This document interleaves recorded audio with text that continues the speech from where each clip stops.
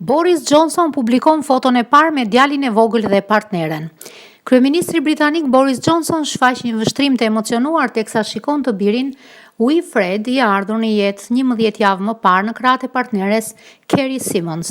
Fotografia e cila po bën xhiron e rrjeteve sociale është e para ku Johnson shihet me vogëlushin Wilfred i ardhur në jetë në 29 prill në mes të izolimit prej koronavirusit pak ditë pasi i ati kishte dalë nga spitali ku ishte trajtuar me COVID-19. Tre emrat e tij janë në nderim të gjyshërve të vogëlushit dhe Nicholas në nderim të dy mjekëve Nick, të cilët i shpëtuan jetën Boris Johnson kur u shtrua me urgjencë prej koronavirusit.